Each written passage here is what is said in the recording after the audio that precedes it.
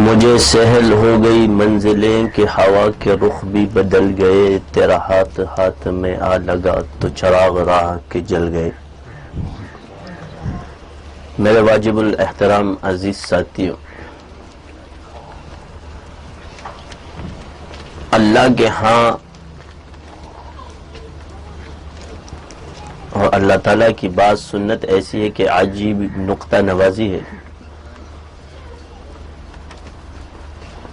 کسی کو ایک عمل پر ایسا نواز دے کہ کہاں سے کہاں پہنچا دے، مگر بعضوں کا شیاطین یہ ڈالیں گے اس کو تو ایک عمل میں پہنچا دیا، تو اس ایک عمل میں پہنچنے کے بعد اس کا مجاہدہ ختم نہیں ہو بلکہ شروع ہو گیا ہے،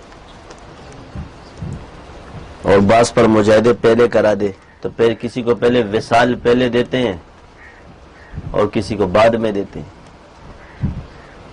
تو انبیاء کی اگر سنت دیکھی جائے تو انبیاء کو تو نبوت کے لیے چن لیا گیا تھا، مگر کیا ان پر مجاہدے نہیں کرائے؟ یعنی آپ علیہ السلام کی اگر نبوت والی زندگی دیکھی جائے تو 23 سال وہ مجاہدے، 13 سال کی وہ تکلیفیں جو دعوت کی تھی، پھر 10 سال تکلیفیں جو جہاد میں تھی وہ مجاہدے، یعنی زندگی جو ہے مجاہدوں میں ہی گزری۔ پھر صحابہ کی زندگی مجاہدوں میں گزری، تو نسبت آنے کے بعد مجاہدے شروع ہو جاتے ہیں۔ ہم سمجھتے ہیں کہ نسبت آنے کے بعد ہم آرام سے بیٹھ جائیں گے، بس فرق اتنا ہوتا ہے کہ پھر اللہ کی راہ کی تکلیف عزیز ہو جاتی ہے، اس محبوب ہو جاتی ہے، یعنی وہ لذت آ جاتی ہے کہ اللہ کی راہ میں جو تکلیفیں ملے اس کو محبوب سمجھ لینا، یہ کمال ہے، اس کو مصیبت نہ سمجھنا۔ یعنی اللہ کی طرف سے جو بھی امتحان آئے اس کو مصیبت نہ سمجھنا۔ اس کی آسان مثال ہم ایسے دے دیتے کہ آیات سے بہت محبت کرتا تھا محمود غزنوی رحمت اللہ علیہ، تو یہ جو غزرات ہیں ان کو بڑے غصہ آتا تھا اس بات پہ کہ یہ پتہ نہیں ان کو اتنا کیوں محبوب رکھا ہوا ہے۔ تو ایک دن دربار میں محمود سے سوال کیا گیا، محمود رحمت کہ آپ اتنا اس کو کیوں چاہتے ہو؟ تو وہ دانا بزرگ تھے، انہوں نے ایک ہیرا اٹھایا، پہلے سب سے پہلے وزیر اعظم کو اس کو توڑو۔ وزیر اعظم نے کہا کہ نہیں، یہ تو بڑا قیمتی ہے، سلطنت کا نقصان ہو جائے گا۔ دوسرے کو دیا، اس نے کہا نہیں، یہ تو بہت قیمتی ہے۔ یعنی وہ پورے دربار میں وہ ہیرا گھوما اور ہیرا کسی نے نہیں توڑا۔ اس میں ایاز آیا، محمود نے کہا یہ ہیرا توڑ دو، اس نے اٹھایا ہتھوڑا اور ٹھاک کر کے توڑ دیا۔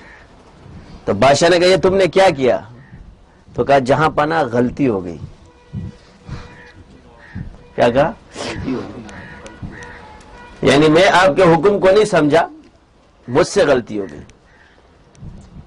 تو اللہ تعالیٰ ہمیں جو امر دیتا ہے اس میں ہم اس کو نہیں سمجھ سکتے اس میں کیا حکمت ہے، غلطی ہماری ہے، غلطی ہماری ہے۔ کبھی یہ نہیں کہنا کہ یہ تو اللہ کا حکم ہے۔ ما اصابک من حسنۃ فمن اللہ، جو نیکی تم کرتے ہو اللہ کی طرف سے، ما اصابک من سیئۃ فمن نفسک، اور جو برائیاں کرتے ہو تمہاری نفس کی شرارت ہے۔ یعنی برائی کی کبھی بھی اللہ کی طرف وہ نہ کرو، پیدا اللہ نے کیا اس کو، مگر اس کو اپنے جان پہ لے لو۔ تو یہاں پر ذرا سی تکلیف آتی ہے ہم پر تو پھر ہم سب کچھ بھول جاتے، اللہ کو بھی بھول جاتے، رسول کو بھی بھول جاتے۔ بیماری اللہ کی طرف سے آتی ہے، کاملین پر بھی آتی ہے اور ناقصین پر بھی آتی ہے اور فاسقین پر بھی آتی ہے، مگر ہر بیماری کا فرق ہے۔ جب فاسق پر بیماری آتی ہے تو اس کے گناہ جڑتے، تو ہم لوگ تو یہی گناہگار، ہم تو ہی نہیں کہتے، اور اللہ والے اور نبیوں پر جو بھی ہیں تو ان کے درجات بلند ہوتے ہیں۔ جب نبی توبہ کرتا ہے تو اس کی درجات بلند ہوتے ہیں، ہم توبہ کرتے تو گناہ معاف ہوتے ہیں۔ اسی طرح بیماریاں آنا لازم ہے۔ آپ جب اللہ کا ذکر کرو گے تو اللہ تعالیٰ آپ کو آزمائے گا ضرور۔ جب آپ نے ایمان کا دعویٰ کیا. اسی طرح اللہ تعالیٰ نے مختلف شعبوں میں سب کو یہ سارے کام صدیقین کر سکتے تھے مگر ہم نہیں کر سکتے. نبی کا تو اب ہر کام ایک طریقے سے بٹا ہوا ہے. کوئی دعوت و تبلیغ کی شکل میں, کوئی جی خانقاہوں کی شکل میں, کوئی مدارس کی شکل میں, یعنی ہر چیز بٹی ہوئی ہے. اور جو جس چیز سے وابستہ ہو, جس کا دل کا میلان اس دین کے کام کی طرف ہو, اس سے جڑا رہے, اس میں ذکر اذکار کر دے. دوسرے دین کے کام پہ تنقید نہ کرے. اگر اس نے دوسرے دین کے کام پہ تنقید کی, اس نے دین پر تنقید کی, کام پر تنقید نہیں کی ہے.